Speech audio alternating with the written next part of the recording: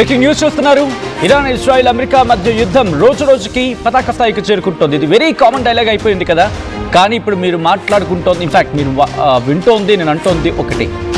తగలబడుతోంది Gulf, మంటల్లో చిక్కుకుంటోంది Gulf, అగ్నిగోళాలు ఎగసి పడుతున్నాయి అక్కడ, అగ్నికీలలు ఆకాశాన్ని తాకుతున్నాయి అక్కడ.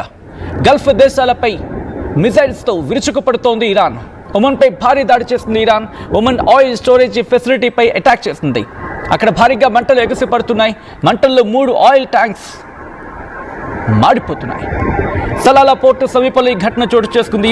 గుర్తుందా, సలాలా పోర్ట్ మార్చి 3వ తారీఖున కూడా ఇదే పోర్టు మీద దాడి చేస్తుంది ఇరాన్. ఇక్కడ ఇంట్రెస్టింగ్ అండ్ ట్విస్ట్ ఏంటంటే, ఇంతవరకు మధ్యవర్తిత్వం వహించిన ఒమన్, ఖతర్, ఈ రెండు కూడా ఇటు ఇరాన్కు అమెరికాకు మధ్య ఒప్పందం కుదిర్చే ప్రయత్నం చేశాయి. శాంతి చర్చలకు వేదిక అయ్యాయి కూడా. బట్ అటువంటి ఒమన్ మీద దాడికి పాల్పడింది ఈరోజు ఇరాన్. అక్కడ ఆయిల్ ఫెసిలిటీస్ మీద దాడికి పాల్పడుతోంది. దాంతోపాటు అక్కడ బేసెస్ మీద దాడికి పాల్పడుతోంది.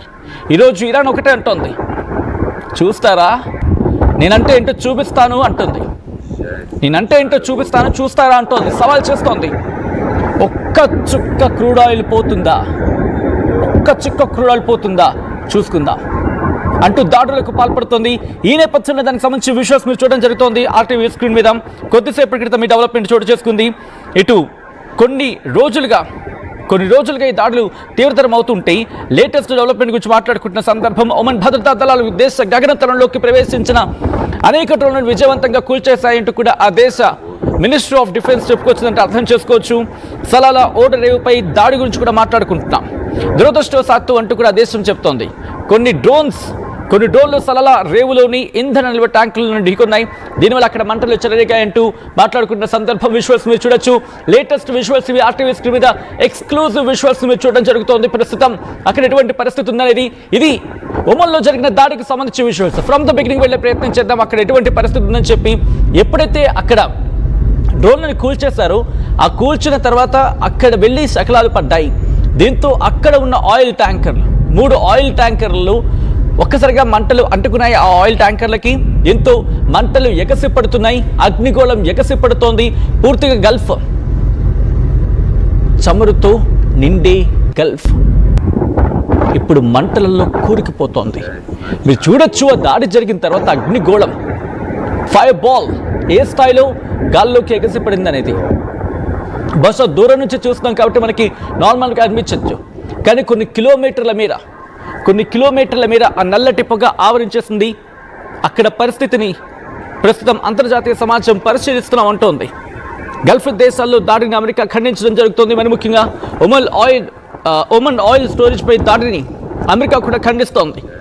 ఇరాన్ గుర్తుపెట్టుకొని వెనక్కి తగ్గితే మంచిది, లేకపోతే మరింతగా దాడులు తీవ్రతరం చేస్తామంటూ ఇక్కడ హెచ్చరికలు జారీ చేయడం జరుగుతోంది ఇరాన్కు America.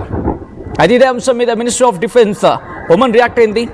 Security source reported that doing of several drones while other drones struck fuel tanks at the port of Salalah with no human casualties recorded.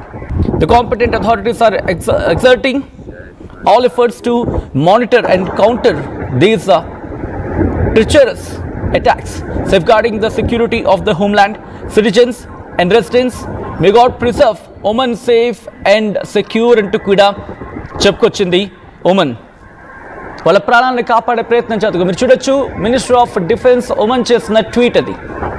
A security source reported the doing of several drones while other drones struck fuel tanks at the port of Salalah అంటూ కూడా నేను మీకు తెలుగులో చెప్పే ప్రయత్నం చేస్తాను. ఒక security సోర్స్ని coat చేస్తూ ఇక్కడ మినిస్ట్రీ ఆఫ్ డిఫెన్స్ ఒమన్ చెప్పుకొచ్చింది. అంటే మా భద్రతా బలగాలు చాలా డ్రోన్లను కూల్చేశాయి, వాటి శకలాలు, కొన్ని డ్రోన్స్ మాత్రం ఫ్యూయల్ ట్యాంక్స్ని స్ట్రక్ చేయడం జరిగింది పోర్ట్ ఆఫ్ సలాలా పోర్టు మీద అంటూ కూడా. ఈ నేపథ్యంలోని ఆ ట్వీట్ మీరు చూడడం జరుగుతుంది RTV స్క్రీన్ మీద. అండ్ ఇక్కడ ఏమంటున్నారంటే, with no human casualties recorded అంటూ కూడా, అంటే ఎవరికి ప్రాణాపాయం జరగలేదు, అంటే గాయాలు కూడా కాలేదంటూ కూడా ఒమన్ చెబుతోంది. అయితే కాంపిటెంట్ అథారిటీస్ మాత్రం ప్రస్తుతం సిచ్యువేషన్ని మానిటర్ చేయడం జరుగుతోంది. అండ్ ఈ అటాక్కి సంబంధించి పూర్తిగా పర్యవేక్షించడం జరుగుతోంది. ఆ దాడిని అక్కడ రెస్క్యూ ఆపరేషన్స్ ని పర్యవేక్షించడం జరుగుతుందంటూ చెప్పుకొచ్చింది.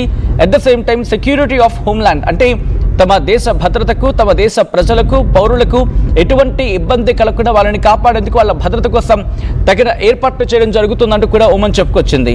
May God preserve Oman safe and secure అంటూ కూడా, అంటే ఒమన్ని దేవుడు చల్లగా చూడాలి, కాపాడాలి అంటూ కూడా వాళ్ళు కంక్లూడ్ చేసిన పరిస్థితి వాళ్ళ ట్వీట్ని.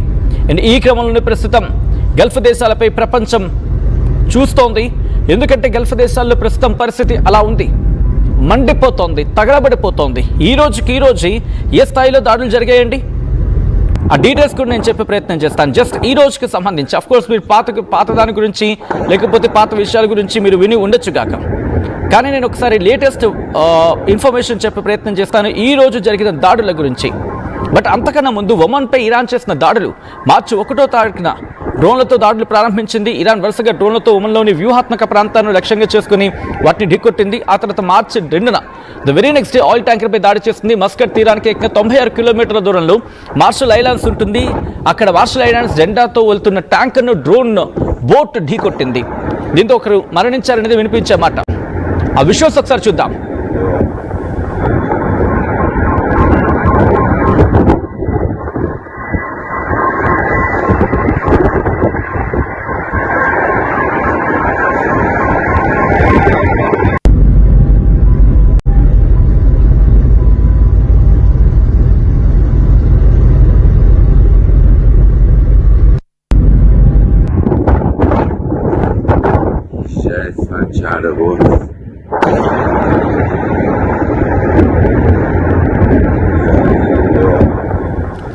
ఇక ఆ తర్వాత మార్చి 3 గురించి మాట్లాడుకున్నాం. ఇదే మార్చి 3న సలాలా పోర్టు మీద దాడికి పాల్పడింది ఇరాన్. సలాలా ఓడరేవు సమీపంలో ఒక డ్రోన్ కూలిపోగా దోఫర్ ప్రాంతంలో ఇంకో 2 డ్రోన్లను ఒమన్ రక్షణ దళాలు కూల్చేశాయి.